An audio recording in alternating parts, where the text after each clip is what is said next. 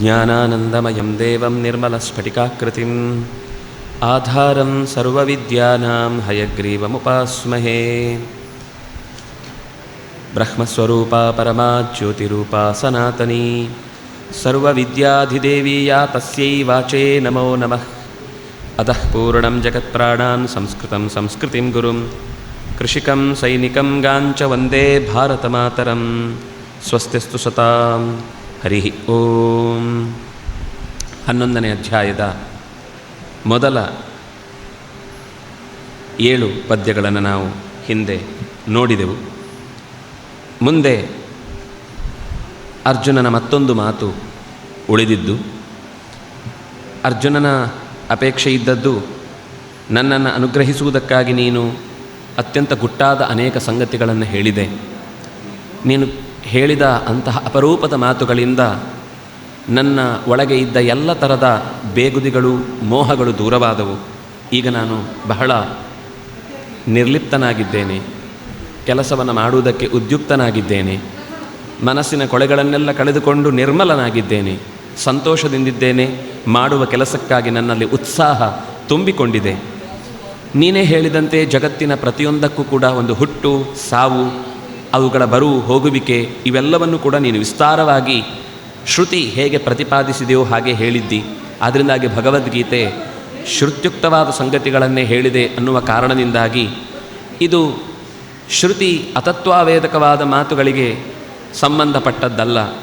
ಶ್ರುತಿಯಲ್ಲಿ ಅತ್ಯಂತ ಗಾಢವಾಗಿ ಸಾರಭೂತವಾಗಿ ಏನನ್ನು ಹೇಳಿದೆಯೋ ಅದನ್ನೇ ಕೃಷ್ಣ ತನ್ನ ಅವತಾರದ ಕಾಲದಲ್ಲಿ ಮತ್ತೊಮ್ಮೆ ಹಿಂದೆ ಬಂದ ಸಂಗತಿಯನ್ನೇ ನೆನಪಿಸಿದ್ದಾನೆ ಅನ್ನುವುದನ್ನು 4ನೆಯ ಅಧ್ಯಾಯದ ಹೊತ್ತಿಗೆ ನಾವು ನೋಡಿದ್ದೇವೆ. ನಾನು ಹೇಳಿದ್ದನ್ನೇ ಈಗ ಮತ್ತೆ ನಿನಗೆ ನೆನಪಿಸ್ತಾ ಇದ್ದೇನೆ ಅಂತ. ನೀನು ಹೇಳಿದ್ದೆಲ್ಲವೂ ಹೌದು, ಅದು ನನಗೆ ಅರಿಕೆಯಾಗಿದೆ.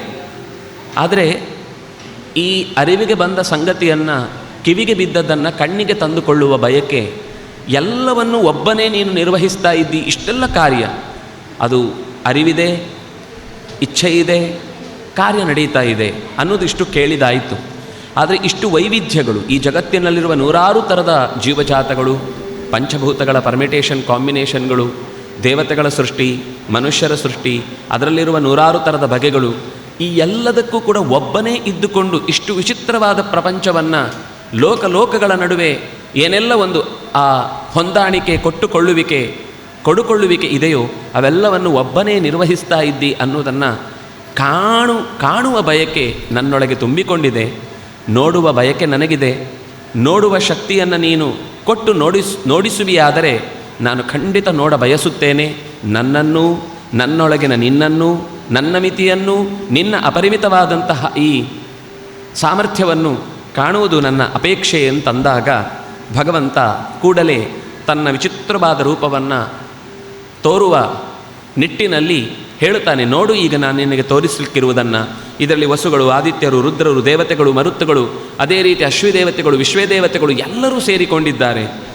ಇಂಥ ಎಲ್ಲವನ್ನು ಒಟ್ಟಾಗಿ ಒಂದು ಕಡೆಯಲ್ಲಿ ನೆಲೆಸಿದ್ದು, ಅವುಗಳೆಲ್ಲದರ ಒಳಗೆ ನಿಂತು ಮತ್ತೆ ಪ್ರೇರೇಪಣೆ ನೀಡುವ ಶಕ್ತಿಯಾಗಿ ನಾನು ಒಳಗೆ ನಿಂತು ಸೇರಿಕೊಂಡದ್ದು, ನನ್ನ ಇಂದ್ರಿಯಗಳ ಭಾಗವಾಗಿ ಇಡೀ ಜಗತ್ತಿನ ಒಳಗೆ ಏನೆಲ್ಲ ನಡೆಯುತ್ತಿದೆ ಅನ್ನುವುದನ್ನು ಇಹೈಕಸ್ಥಂ ಜಗತ್ಕೃಸ್ತಂ ಏಕಸ್ಥಂ, ಒಂದೇ ಶರೀರದೊಳಗೆ ನೆಲೆಸಿದ, ಈ ದೇಹದೊಳಗೆ ನೆಲೆಸಿದ ಅತ್ಯಂತ ಅಪೂರ್ವವಾದ ಕಾರ್ಯ ಚಟುವಟಿಕೆಯನ್ನು ನಡೆಸ್ತಾ ಇರುವುದನ್ನು, ಏನೆಲ್ಲ ಇದೆಯೋ ಅದನ್ನು ನೀನು ನೋಡುವುದಕ್ಕೆ ಬಯಸ್ತೀ ಅಂತಾದರೆ ನೀನು ಇದೇ ಕಣ್ಣಿನಿಂದ ನೋಡುವುದಕ್ಕೆ ಸಾಧ್ಯ ಇಲ್ಲ ಅನ್ನೋದನ್ನು ಕೃಷ್ಣ ಹೇಳ್ತಾ, ನತು ಮಾಂ ಶಕ್ಯಸೇ ದ್ರಷ್ಟುಂ ಅನೇನೈವ ಸ್ವಚಕ್ಷುಷಾ ದಿವ್ಯಂ ದದಾಮಿ ಚೇ ಚಕ್ಷುಃ ಪಶ್ಯ ಮೇ ಯೋಗಮೈಶ್ವರಂ.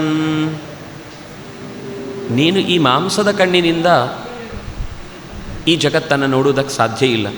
ನನ್ನೊಳಗಿನ ಹೊಸ ಪ್ರಪಂಚವನ್ನು ಕಾಣುವುದಕ್ಕೆ ಸಾಧ್ಯ ಇಲ್ಲ. ಈ ಕಣ್ಣಿನಿಂದ, ಈ ಕಣ್ಣು ಯಾವುದರಿಂದ ನಿರ್ಮಾಣಗೊಂಡಿದೆಯೋ ಅಂಥ ವಸ್ತುಗಳನ್ನು ಕಾಣಬಹುದಷ್ಟೇ ಬಿಟ್ಟರೆ, ಈ ಕಣ್ಣಿನಿಂದ ಈ ಕಣ್ಣಿಗೆ ಕಾಣಲಾರದ ಸಂಗತಿಗಳು ಅಂತ ಇರುವುದು ಅದು ಕೆಲವು ಮಂದಿಗೆ ಮಾತ್ರ ಗೊತ್ತಿದೆ. ಮತ್ತು ಈ ಕಣ್ಣಿಗೆ ಕಾಣದ ಸಂಗತಿಗಳೇ ಈ ಜಗತ್ತಿನಲ್ಲಿ ಕಾಣುವ ಸಂಗತಿಗಿಂತ ಹೆಚ್ಚು ಇದೆ ಅನ್ನೋದು ಬಹಳ ಜನಕ್ಕೆ ಗೊತ್ತಿಲ್ಲ. ಅಂದರೆ ಅದನ್ನು ಕಾಣುವುದಕ್ಕೋಸ್ಕರ ನಾನು ನಿನಗೆ ದಿವ್ಯವಾದ ಕಣ್ಣನ್ನು ಕೊಡ್ತಾ ಇದ್ದೇನೆ ಅಂತ ಭಗವಂತ ಹೇಳುವ ಮಾತು. ನತು ಮಾಂ ಶಕ್ಯಸೇ ದ್ರಷ್ಟುಂ ಅನೇನ ಏವ ಚಕ್ಷುಷ, ಇದೇ ಕಣ್ಣಿನಿಂದ ಅನೇನ ಸ್ವಚಕ್ಷುಷ, ಈಗ ನಿನ್ನ ಬಳಿ ಇರುವಂತಹ ಕಣ್ಣಿನಿಂದ ಮಾಂ ದ್ರಷ್ಟುಂ ನ ಶಕ್ಯಸಿ. ಅಲ್ಲ, ನಾನು ನಿನ್ನ ನೋಡ್ತಾ ಇದ್ನಲ್ಲನ, ಇಷ್ಟೊತ್ತು ನೋಡುತ್ತಾ ಇದ್ದೇನಲ್ವಾ ಅಂದರೆ, ಆಹಾ, 4 ತೋಳಿನ ಕೈಗಳನ್ನು ನಾನು ಹೇಳಿದ್ದಲ್ಲ. ನಿನ್ನ ರಥದ ಬೋವಿಯ ಬೋವನಾಗಿ ಕಾದು ಕುಳಿತಂತಹ ಕುದುರೆಯನ್ನು ವಾಗೆಯಿಂದ ಅರೆಹೊಯ್ ಅಂತ ದೂರಕ್ಕೆ ಅಟ್ಟುವ ವ್ಯಕ್ತಿಯನ್ನು ನಾನು ನೋಡ್ತಾ ಇದ್ದ ಬಗ್ಗೆ ಹೇಳ್ತಾ ಇಲ್ಲ. ನಾನು ಹೇಳ್ತಾ ಇರುವುದು, ಯಾವ ಜಗತ್ತಿನ ಪ್ರತಿಯೊಂದು ವಸ್ತುಗಳು ಕೂಡ ನನ್ನ ಶರೀರದೊಳಗೆ ನೆಲೆಸಿ ಕಾರ್ಯ ಪ್ರವೃತ್ತಿಯನ್ನು ಮಾಡ್ತಾ ಇವೆಯೋ ಅಂತಹ ದಿವ್ಯವಾದ ರೂಪವನ್ನು ನೋಡಲಿಕ್ಕೆ ನಾನು ದಿವ್ಯವಾದ ಕಣ್ಣನ್ನು ಕೊಡಲೇಬೇಕಾಗತ್ತೆ. ಹಾಗಾಗಿ ಅನೇನೇವ ಸ್ವಚಕ್ಷುಷ, ಹಿಂದೆ ಹೇಳಿದ ರೀತಿಯ ಆದಿತ್ಯ, ವಸುಗಳು, ರುದ್ರರು, ಅಶ್ವಿಗಳು, ಮರುತ್ತುಗಳು, ವಿಶ್ವೇದೇವತೆಗಳು, ಈ ಎಲ್ಲ ಅದೃಷ್ಟಪೂರ್ವಾಣಿ, ಇಲ್ಲಿಯ ತನಕ ನಿನಗೆ ಕಾಣಲಾಗದ ಸಂಗತಿಗಳೆಲ್ಲವೂ ಕಾಣಿಸಿಕೊಳ್ಳುವುದಕ್ಕೋಸ್ಕರ ನಾನು ನಿನಗೆ ದಿವ್ಯಂ ತೇ ಚಕ್ಷು ದದಾಮಿ, ತೇ ದಿವ್ಯಂ ಚಕ್ಷು ದದಾಮಿ, ನಿನಗೆ ಅಪರೂಪದ ಒಳಗಣ್ಣನ್ನು ನಾನು ಕೊಡ್ತಾ ಇದ್ದೇನೆ. ಕೊಡುವುದು ಅಂದರೆ ಏನು? ತೆರೆಯುವುದು ಅಂತ ಅರ್ಥ. ಕಣ್ಣು ಕೊಡುವುದು ಅಂತಂದರೆ ಹೊರಗಿನಿಂದ ತಂದು ಆಪರೇಷನ್ ಮಾಡಿ ಇಟ್ಟ ಹಾಗಿನ ಈ ಮೆಷಿನರಿ ವರ್ಕ್ ಮಾಡುವ ಕಣ್ಣಲ್ಲ. ಅವನು ಹೇಳ್ತಾ ಇರೋದು ಅಂತರಂಗದ ಪರದೆಯನ್ನು ಸರಿಸುವುದು. ಹೊರಗಿನ ಪರದೆ ಮತ್ತು ಒಳಗಿನ ಪರದೆ ಅಂತ ಎರಡನ್ನೂ ತೆರೆದಾಗ ಮಾತ್ರ ಸತ್ಯ ದರ್ಶನವಾಗುವುದು ಸಾಧ್ಯ. ನನ್ನ ವ್ಯೂಹರಶ್ಮೀನ್ ಸಮೂಹ ತೇಜೋ ಯತ್ತೇ ರೂಪಂ ಕಲ್ಯಾಣತಮಂ ತತ್ತೇ ಪಶ್ಯಾಮಿ, ನಿನ್ನ ಕಿರಣಗಳನ್ನು ಪಕ್ಕಕ್ಕೆ ಸರಿಸು, ಬಂಗಾರದ ತಳಿಗೆಯಾಗಿ ಮುಚ್ಚಿಟ್ಟ ವಸ್ತುವನ್ನು ನೋಡಲಿಕ್ಕೆ ಬಂದದ್ದು ಅಲ್ಲ ನಾನು. ಮುಚ್ಚಿಟ್ಟದರ ಒಳಗೆ ಏನಿದೆ ಅನ್ನೋದನ್ನು ಹುಡುಕುವುದಕ್ಕಾಗಿ ನಾನು ಕಣ್ಣು ತೆರೆದಿದ್ದೇನೆ, ಅದನ್ನು ಕಾಣಿಸು. ಸಮೂಹ ರಶ್ಮೀನ್, ಅದನ್ನು ಪಕ್ಕಕ್ಕೆ ಇರಿಸು. ಸಮೂಹ ತೇಜ, ಆ ಕಣ್ಣು ಕುಕ್ಕುವ ಬೆಳಕು ಹೋಗಲಿ, ಕಣ್ಣು ಕುಕ್ಕದ ಪ್ರೀತಿ ಸೂಸುವ ಅರಿವಿನ ಬೆಳಕು ನನ್ನೊಳಗೆ ಇಳಿದು ಜಾರಲಿ.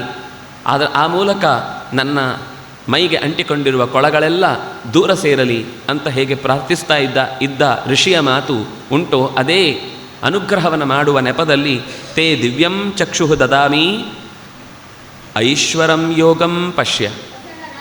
ಐಶ್ವರಂ, ಎಲ್ಲದರ ಮೇಲೆ ಹಿಡಿತವನ್ನು ಸಾಧಿಸಿದ ವಿಶಿಷ್ಟವಾದ ರೂಪವನ್ನು ಪಶ್ಯ, ನೋಡು. ದೇವರ ಕಾರುಣ್ಯ ಎಂಥದ್ದು!